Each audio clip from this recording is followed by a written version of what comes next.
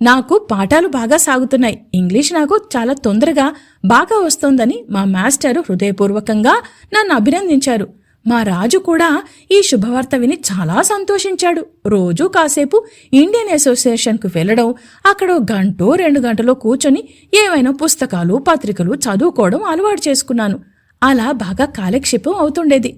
తరువాత అక్కడికొచ్చే ఇతర సభ్యులు తెలుగు వాళ్లే కాక అరవలు, మలయాళీలు, ఒకరిద్దరు కన్నడీగులు, బెంగాళీలు, పంజాబీలు మొదలైన విద్యార్థులతో క్రమేణా పరిచయం కలుగుతూ వచ్చింది.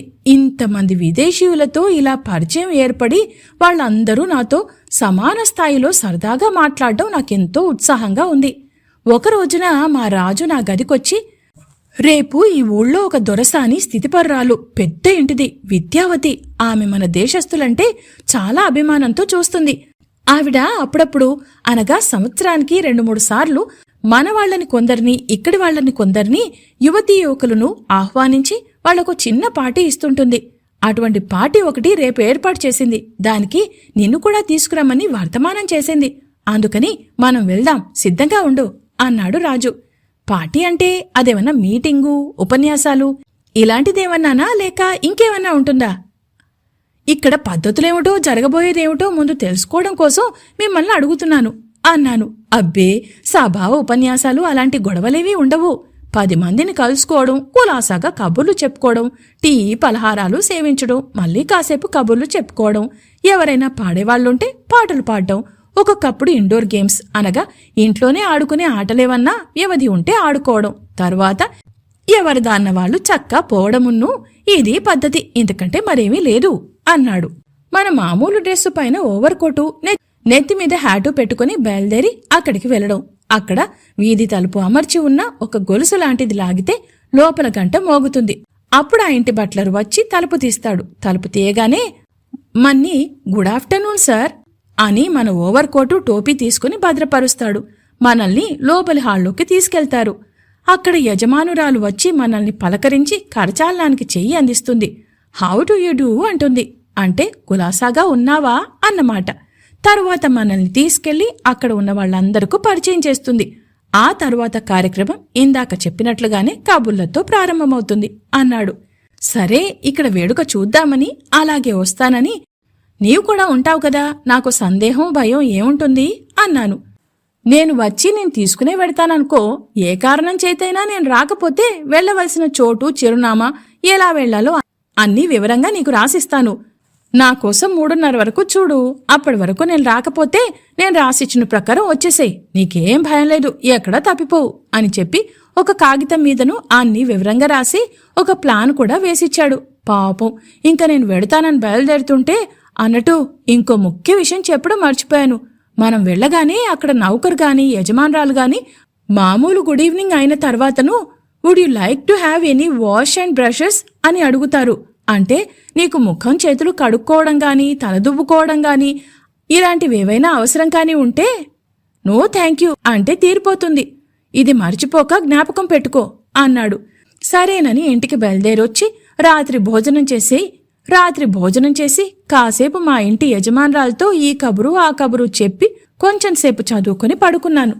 మర్నాడు భోజనం, చదువు వగైరాలన్నీ 3 గంటలకే ముగించుకొని ముఖం గట్రా కడుక్కొని రాజు రాక కోసం ఎదురు చూస్తూ కూర్చున్నాను. అతనెంతకూ రాలేదు.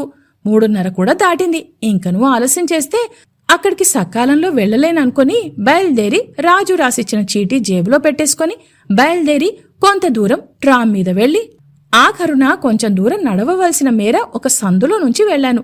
ఏమీ ఇబ్బంది లేకుండానే, ఎవరిని అడగకుండానే ఆ సందు తెలుసుకోగలిగాను.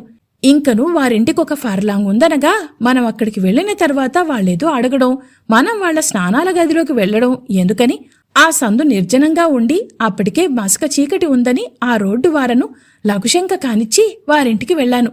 అదే ఇళ్లని నిశ్చయం చేసుకుని గొలుసులాగాక నౌకరొచ్చి తలుపు తీశాడు. నన్ను పలకరించి నా కోటు టోపీ అడిగి తీసుకుని హాల్లో ఉన్న వంకీల స్టాండ్కి తగిలించాడు. నన్ను లోపలికి తీసుకువెళ్తుంటే గబగబా తొందరగా రాజొచ్చాడు. మేమిద్దరం కలిసి హాల్లోకి వెళ్లాం. యజమానురాలు ఎంతో సంతోషం ముఖంలో వ్యక్తపరుస్తూ ఎవరితోనో మాట్లాడుతున్న ఆవిడ మా దగ్గరకొచ్చి రాజును పలకరించి యోగక్షేమాలు విచారించి నాకేసి చూస్తూ, is he gentleman your new friend అని అడిగింది.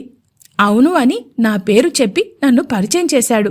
ఆవిడ నన్ను మందహాసంతో యగాదిగా చూసి, very please to meet you mister పార్బాచీసం అని కరచాలనం చేస్తూ హౌ డు యు డూ అంది.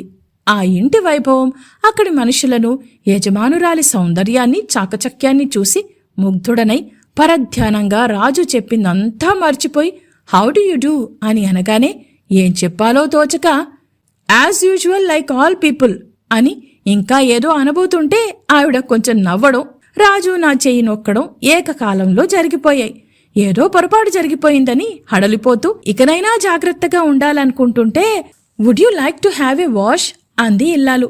అలవాటు చొప్పున నేను మళ్లీ పప్పులో కాలు వేయబోయి తెలివి తెచ్చుకుని రాజు చెప్పిన మాట జ్ఞాపకం తెచ్చుకుని నో థ్యాంక్యూ అని అంతటితో ఊరుకోక అబద్ధమాడటం అలవాటు లేక I did it at the corner of the street, వీధి చివర కానిచ్చే వచ్చానులేండి అన్నాను. ఇంకేముంది, పిడుగుపడ్డంత పనైంది. ఆవిడ నిర్ఘాంతపోయింది. కొంచెం ఎడంగా నిల్చొని మాట్లాడుతున్న వాళ్ళంతా నా మాట వినబడటంతో స్తంభించిపోయారు. కొంచెం దూరంలో ఉన్న బట్లరు గబుక్కున ఏదో వాంతి వస్తున్నట్లు నోటికి చెయ్యి అడ్డు పెట్టుకుని అవతలికి పరిగెత్తాడు. వాతావరణం అంతా హఠాత్తుగా చల్లబడిపోయినట్లు అనిపించింది. ఏంట్రా భగవంతుడా, నేనన్న మాటలో తప్పేముంది, వాళ్ళెందుకిలా గడ్డగట్టుకుపోయారు అని గజగజలాడుతూ కళ్లనీళ్ల పర్యంతమై గుడ్లప్పజెప్పి చూస్తుంటే యజమానురాలే ముందు తేరుకొని తెలివి తెచ్చుకొని అందరికేసి ఒకసారి చూసి ఒక చిరునవ్వుతో వాళ్ళందరకు చైతన్యం కలిగించి very good mister same, very good, come along, బాగుందండి, చాలా బాగుంది, రండి అని నన్నక్కడ అందరికీ రాజు సహాయంతో పరిచయం చేసింది. కొద్ది క్షణాల్లో అందరూ మామూలు ధోరణిలో పడ్డారు. కాని నా బెదురు మట్టుకు వదల్లేదు. ఎలాగో పలహారాలయ్యేదాకా కూర్చున్నాను. తరువాత తరుణం కనిపెట్టి నాకు చదువుకోవలసిన పనుంది, నేనింక వెళ్తాను అన్నాను. బాగా చీకటి పడ్డది, ఒక్కడవు వెళ్ళగలవా, లేకపోతే నేను సాయం రానా అన్నాడు రాజు.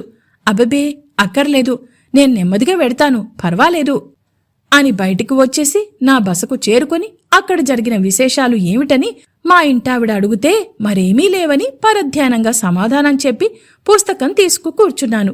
నా మనసు సరిగా లేదని గ్రహించి ఆవిడ ఏమీ మాట్లాడకుండా చక్కా పోయింది. వెళ్ళిన చోట ఏదో అబాసు చేశానని తెలుసుకున్నాను. అదేమిటో మటుకు తెలియలేదు. రాజు పాపం ఇదేదో తన తప్పు అయినట్టు చాలా బాధపడినట్టు కనిపించింది. సరే ఏం చేస్తావ్ అనుకుని చదువుకుందామని ప్రయత్నిస్తే చదువు సాగక దీన్ని గురించి ఆలోచిస్తూ ఎంతోసేపు కూర్చున్నాను. ఇంక పడుకుందామని ఆలోచిస్తుండగా రాజు చక్కా వచ్చాడు.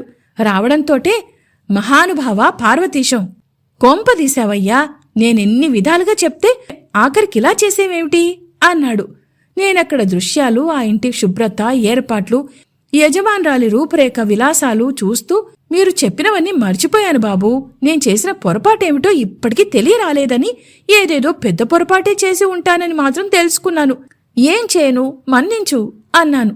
పర్వాలేదులే, నువ్వు కొత్తవాడవని, చిన్నవాడవని, ఇక్కడ పద్ధతులింకా నీకు తెలియవని వాళ్ళు గ్రహించుకున్నారులే, మరేం పర్వాలేదు. Would you like to have a wash అంటే నో థ్యాంక్యూ అన్నావు, బాగానే ఉంది. అంతటితో ఊరుకోక వీధి మొగని కానిచ్చానని చెప్పడం ఎందుకయ్యా? నువ్వెక్కడ చేశావో, ఎలా చేశావో, నుంచునా కూచునా అని ఏమన్నా నిన్నడిగింది కనుకనా? ఇలాంటివన్నీ ఇక్కడ సంఘంలో చాలా అసభ్యాలుగా పరిగణిస్తారు. అందుకంటే ఏమీ కొంప మునిగిందేమీ లేదు, పర్వాలేదులే, దానికోసం ఏం బెంగ పెట్టుకోకు అన్నాడు రాజు. ఆలస్యమైంది, పోతాను, మళ్ళీ రేపు కలుసుకుందామని చక్కా పోయాడు. నేను వెళ్లిన మొదటి టీ పార్టీ ఇంత గమ్మత్తుగా నడిచింది కదా అని నేను నవ్వుకుంటూ మంచం మీదికి వాలాను. మరునాడు పొద్దున గత రాత్రి జరిగిన సంగతంతా రాత్రే మరిచిపోయాను. నా అవశిష్టాలు తీర్చుకునేసరికి మామూలు పద్ధతిన ఇంటావిడ మిసెస్ థామ్సన్ కాక ఆమె చిన్న కూతురు నాకు పలహారం అమరుస్తోంది బల్లమీద. నేను ఇదేమిటా అనుకున్నాను. ఆ అమ్మాయి కూడా కొంచెం నన్ను చూసి సిగ్గుపడుతూ తల వంచుకుని చిరునవ్వుతో గుడ్ మార్నింగ్ మిస్టర్ శామ్, మా అమ్మ వాళ్ళకి వాళ్ళ కొంచెం బద్ధకంగా ఉంది, అందుచేత మీ పలహారం నేను తీసుకొచ్చాను, మీరేమీ అనుకోరనుకుంటాను అని అంది. నేను నవ్వుతూ అయ్యో వెరిదానా, అనుకోవడానికి ఏముంది ఇందులో, చాలా సంతోషం. అంటే మీ అమ్మకు బద్ధకంగా ఉన్నందుకు కాదు సుమా, నువ్వు తీసుకువచ్చినందుకు సంతోషం అన్నాను. అలాగా అండి, నేను తీసుకొస్తే మటుకు సంతోషం ఎందుకు అంది ఏమీ ఎరగనట్టు. అబ్బే మరేమీ లేదు, నువ్వు మీ అక్క కూడా నన్ను చూసి బెదురుగా దూరంగా ఉంటే నాకదో మోస్తరుగా ఉంది. మనం అంతా చిన్నవాళ్లం కదా. నన్ను చూసి భయపడినట్టు ఎడంగా ఉండటం నాకు అట్టే అంతా నచ్చలేదు అన్నాను. మాకు అటువంటిదేమీ లేదు. మేము తరచూ మీతోటి మాట్లాడుతుంటే ఏమిటంత చొరవ అని మీరు అనుకుంటారేమోనని కొంచెం సందేహిస్తూ వచ్చాము. మా అమ్మ కూడా కొంచెం జాగ్రత్తగా ఉండమని హెచ్చరిస్తూ వచ్చింది. అంతకన్నా మరేమీ లేదు అంది. ఆ తరువాత వెళ్ళిపోయింది.